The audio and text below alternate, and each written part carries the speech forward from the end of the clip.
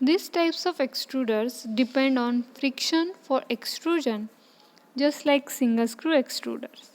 So, for the extrusion purpose, we have to depend on totally friction. Whatever the friction occurred between the barrel and the screws of the product, that heat the product, and the main cause for the gelatinization is friction. But in non-intermeshed extruders, neither the pumping nor mixing is positive, so it may be in backward direction. The design does not provide a positive displacement action for pumping the product forward. So, for forward extrusion type, we have to use twin screw extruders. In intermeshing twin extruders, the screw partially overlap each other in a figure of 8. So, as I show you a diagram of screws, there you can clearly see that the overlapping is in the size or in the figure of 8, the resulting in the positive pumping, which means the food get driven or conveyed further and further.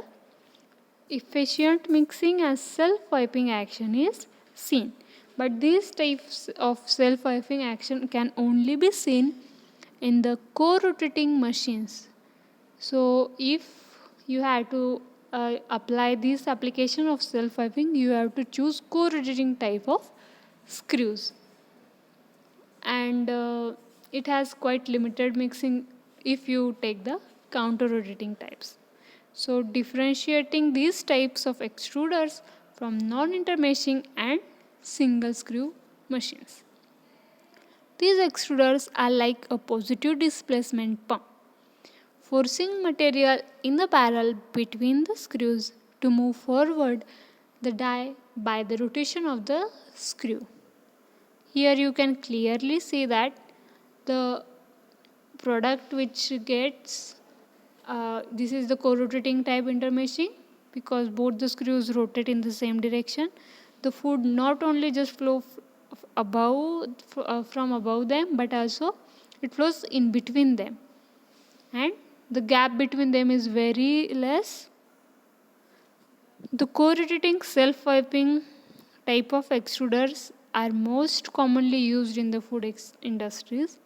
These extruders significantly increased by the variety of products that can be made using extrusion technology.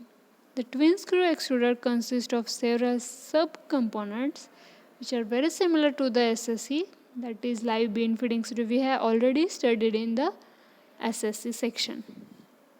And as I told, we have already discussed it. The bearing assembly in the twin screw extruder is much more complicated because more components such as drive and torque dividing gears are required. Drives and torque are related to the force. So how much force you apply for the proper extrusion is considered in the twin screw extruder. So TSC also have 3 processing zones, that is feeding, kneading and final processing zones, which is also similar to the SSE. The screw length to the diameter ratios are between 10:1 and 25:1. The spacing between the flights can be adjusted so that the large spaces initially convey the material to the cooking section, and then smaller spaces comprise the plasticized mass before the extrusion through an interchangeable die. So you can adjust the pitches, flights and the length of die from the barrel depending on the whatever product you had chosen. One of the main advantages of TSE is greater flexibility of operation, that is possible by changing the degree of intermeshing of the screw. If you change the intermeshing techniques or the pattern, you can produce variety of the products. So number of slides or the angle of pitch screw, kneading disc, if you place at different level, the product might be a different one.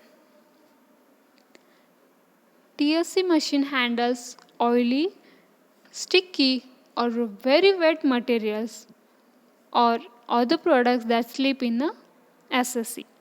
The limitation for as single screw machines and twin screw machines are there.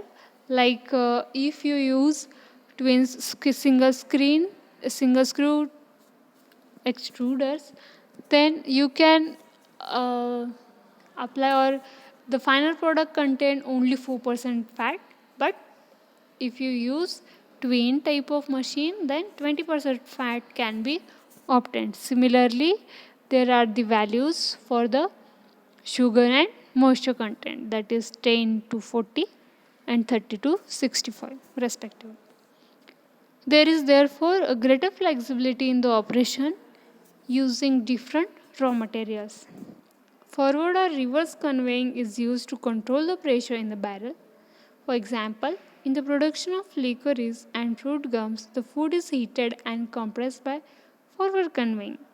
The pressure is released by the reverse conveying to vent excess moisture or to add additional flavor ingredients, and the food is then recompressed for the extrusion.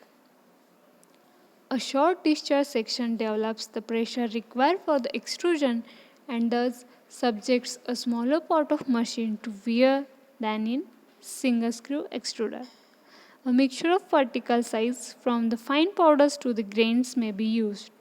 Whereas if you take this SSC, then there is quite specific range for the granular particle size. So now, so far we have studied what are the advantages of twin screw over the single screw. But now we will see what are the limitations. The main limitations of SSC are relatively they have high capital cost as well as maintenance cost, that is near about twice as that of SSC, and the greater constraints of the operating ranges. The complex gearbox that is needed to drive the twin screw result in limitations on the maximum torque, pressure and thrust can be achieved. So these are the limitations. Thank you.